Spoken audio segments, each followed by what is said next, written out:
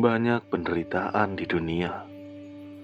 Ketidakkekalan ada dalam keseharian kita. Tidak ada satu orang pun yang benar-benar mengetahui apa yang akan terjadi pada momen berikutnya. Segalanya sulit diprediksi, meski kehidupan ini tidak kekal. Tetapi kita selalu berharap dan menganggap segalanya kekal. Jika kita semua dapat mencari jalan pelatihan diri dan menjaga pikiran sendiri dengan baik, agar kita bisa kembali pada hakikat yang murni pada saat ini juga, maka inilah yang abadi.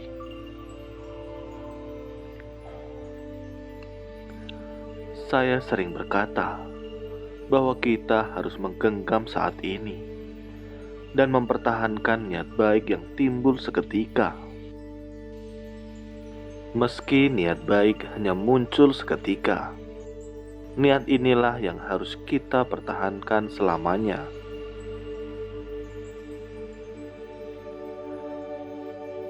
Bodhisatwa sekalian, momen saat kita benar-benar tercerahkan, itulah yang ingin kita capai. Sebagai makhluk awam, kita tidak luput dari perbuatan buruk lewat tubuh, ucapan, dan pikiran. Kita juga tak luput dari kesalahan lewat 6 indera ataupun pemikiran sesat yang timbul dari pikiran yang tercemar. Kita mungkin juga melekat pada kondisi luar, tetapi disadari, kita semua menciptakan karma buruk. Kita tidak sadar akan semua ini.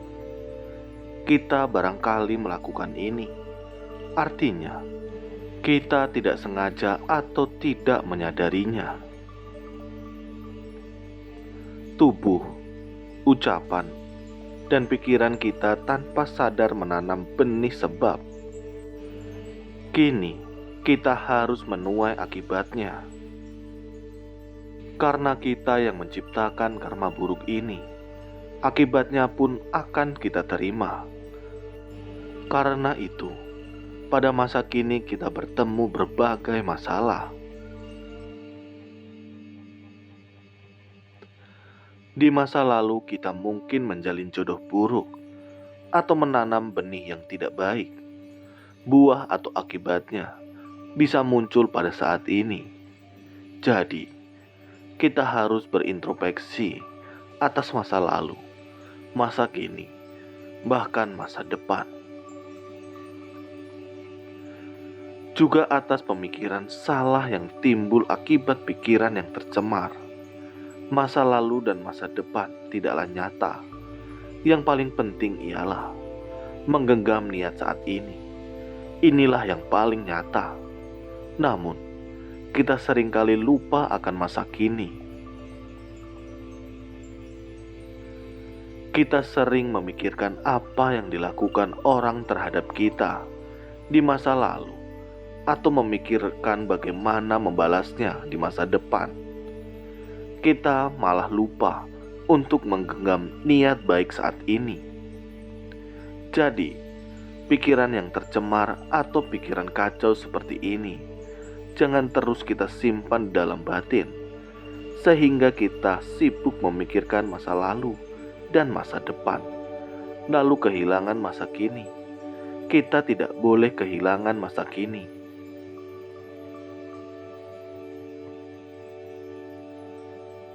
Ada seseorang yang sangat kekurangan.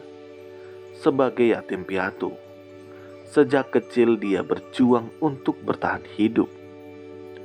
Untuk menghidupi diri sendiri, dia pun kesulitan. Setiap hari dia harus mendaki gunung untuk mengambil kayu bakar dan memikulnya ke kota untuk dijual dan ditukar dengan beras.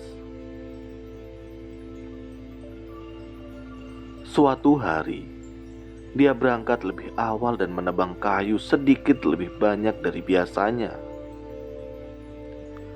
Kayu-kayu itu sangat berat dia mengangkatnya sampai ke kota dengan susah payah dan menukarkannya dengan sekarung benih padi. Dia memikul karung itu dan pulang dengan sukacita. Dia ingin membuat rencana bagi masa depannya.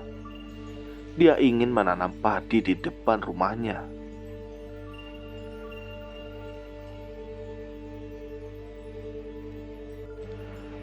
Setibanya dia di rumah, hari sudah senja. Dia harus menunggu esok hari untuk mulai bercocok tanam. Namun, di mana sekarung benih itu harus disimpan? Dia takut benihnya dicuri orang atau dimakan tikus. Apa yang harus dia lakukan?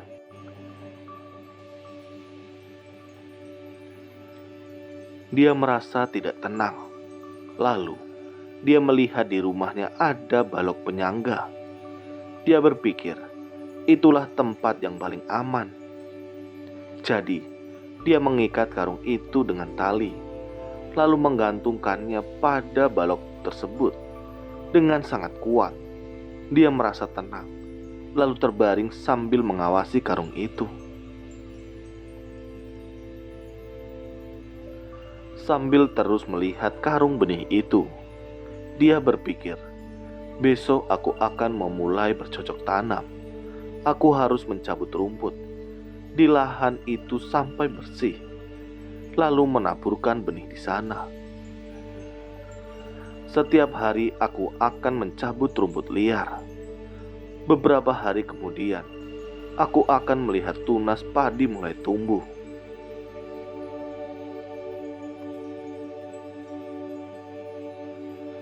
Saat padi sudah berisi, aku bisa memanennya. Aku akan memiliki banyak benih. Benih-benih itu akan aku tanam kembali di lahan yang lebih luas.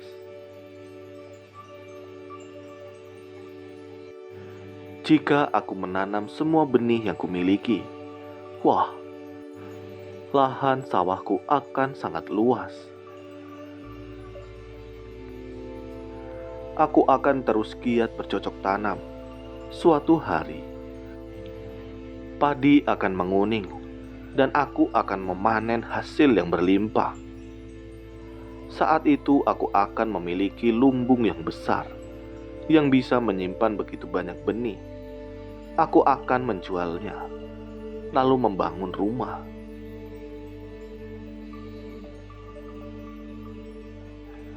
Kemudian, aku akan menikah. Tak lama kemudian, istriku akan mengandung. Aku akan membangun keluarga yang bahagia. Tak lama kemudian, istriku akan melahirkan seorang bayi yang gemuk dan putih. Aku akan memberinya nama. Apa nama yang akan kuberikan?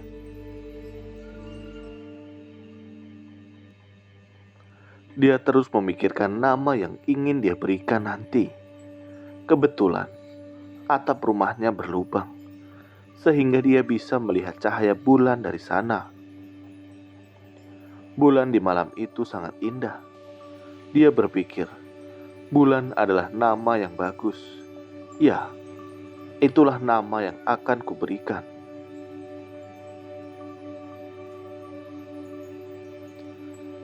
Saat dia menghayal demikian, tak disangka tali pengikat karung itu digigit tikus hingga putus, sehingga karungnya jatuh tepat menimpa kepalanya. Orang ini pun tak pernah sadarkan diri lagi. Jadi, jangan biarkan pikiran mengembara dengan liar. Setiap saat kita harus menjaga pikiran kita ini. Pikiran kita bisa menyatu dengan hati Buddha. Untuk itu, kita harus memiliki pikiran yang hening. Jangan ada pikiran pengganggu dalam batin kita. Masa lalu dan masa depan adalah pikiran pengganggu yang semu. Jadi, kita harus berfokus pada pikiran saat ini. Dengan begitu, kita akan bebas dari pikiran pengganggu.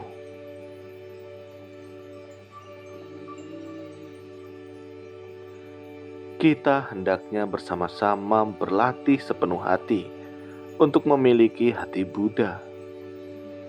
Kita memiliki tekad yang sama, yakni membentangkan jalan bagi dunia. Kita membentangkan jalan ini dengan cinta kasih. Ini jalan bodhisatwa yang lapang dan rata.